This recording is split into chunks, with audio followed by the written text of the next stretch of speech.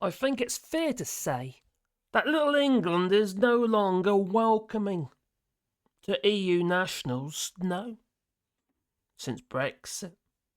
Yes, there's less EU nationals coming to the United Kingdom because a whole load of numpties put that cross in the wrong box.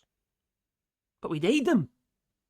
We're short of trades in the construction industry. We've got one hell of a brain drain too. You've only got to look at the likes of, well, Lee Anderson and people like that who happen to be in government. These people, well, they crawled out from underneath their stones. Well, there's been some updates, there has, from the ONS, the Office for National Statistics. And they say that the number of EU residents in the United Kingdom has slumped. According to new figures that were published, yesterday. Now, according to the Office of National Statistics, the ONS, the number of EU citizens in the country on the short-term basis, it fell from 10% in 2021. On that census, that is, yeah. Compared to a decade ago. Bit of a decline, you see.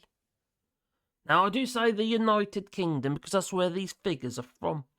I know for a fact that Scotland, for instance, is welcoming the people coming from the EU. We're talking about little England, really. And dare I say it, in many cases, the Red Wall. Not the city. No. And we have all these parties, political parties popping up all over the place. You have the BNP, the National Front. And now you've got the National Housing Party, United Kingdom. Fronted by Mr. John Lawrence and, Pat McGuinness. These people are foul critters. And they're destroying our reputation in the United Kingdom. And they need to be called out for what they are. Bigots. No wonder no one wants to come to the United Kingdom. Sorry, Scotland, but you've been affected too, but you know that. No wonder you want to leave. Well, changing border controls and immigration restrictions due to Brexit and reduced trade. It's not very easy to trade with the United Kingdom anymore.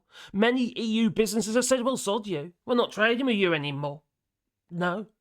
You want us to collect your VAT. Yes, the systems in the United Kingdom impose restrictions on exports from the EU into the UK unless they collect the VAT on the UK's behalf. Well, why would they want to do that? It's also now affecting world trade with the US. The same applies anywhere now. Brexit is such a flippin' mess. It's destroying our place in the world, it is. GDP is down. In fact, our debts are up and comparable to our GDP. If it wasn't for the fact we had assets, we'd be bankrupt. Well, the ONS providing a snapshot, that it is, of the international migration in England and Wales. Now, the ONS contrasted census data from 2011 to 2021. So a whole decade, 10 years, yeah. They focused on the number of residents born outside the United Kingdom and intended to stay in the country for less than 12 months. They found that China, and water is rather wet, according to Trump. Well, is he locked up yet? Did he get arrested? Oh, I don't know. Well, China was the most common nationality, country of birth, followed by India, which was about 10%, and Romania. Romania, which is 5%. Now, in 2011, Romania wasn't even on the top 10 list, but now it is. Then we've got India, China, and the US were the most common. But last year, the ONS revealed that net migration to the United Kingdom hit its highest ever level. Not from the EU, no. From everywhere else. Obviously, we've got the war in Ukraine, so we've been taking refugees from there. But what about all those people arriving in the little boats? Because there's no safe route in. It's up, immigration. So Brexit did not work. Well, In today's figures, was yesterday's actually. Most non-UK born short-term residents were living in the capital.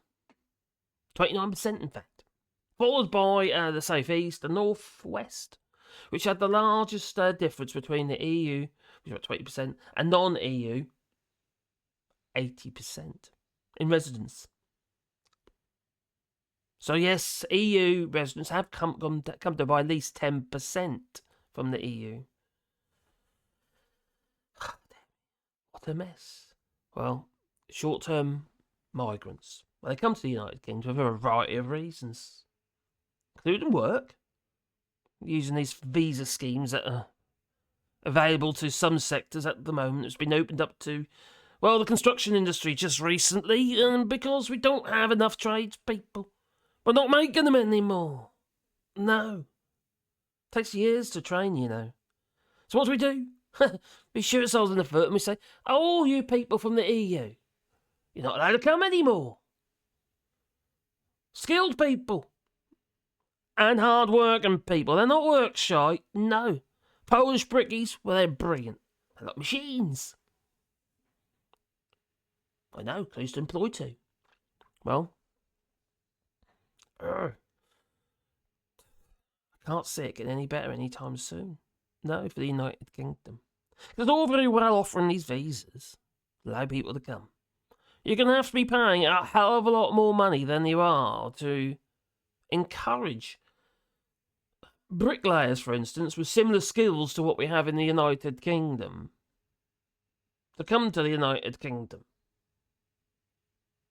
It's no good getting people from countries that build houses out of mud and straw. No. It isn't going to work too well. Labourers maybe, but, you know, they're not necessarily the ones, they're not the skills that are on offer, you know, with these visas. Now, the visas are, well, they have a cost involved, associated with them as well, at least £1,500.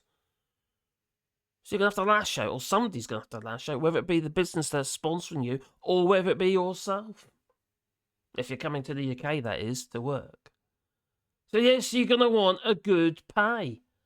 Why would you come to the United Kingdom when there's plenty of work here in the EU? Especially for the skills and, you know, for the trades. There really is. There's a shortage here too. Post-Brexit. For the United Kingdom, though, it's not very helpful. Oh, you tell me. Please leave it in the comments down below. Maybe you're a bricky plumber, an electrician. I know what you're going to tell me. I can charge more now. Well, you can, but, you know, it's not very helpful if you can't get the work. And there goes my phone. Oh, dear. It's a junk call. Marketing. Oh, dear. I do apologise for that. But I'm not going to edit it out, so what?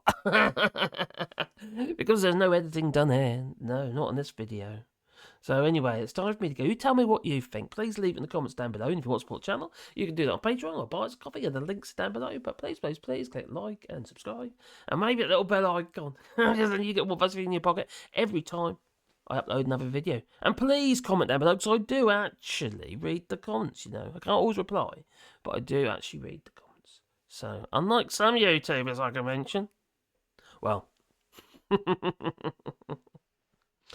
ta-ta. Don't forget, comment down below.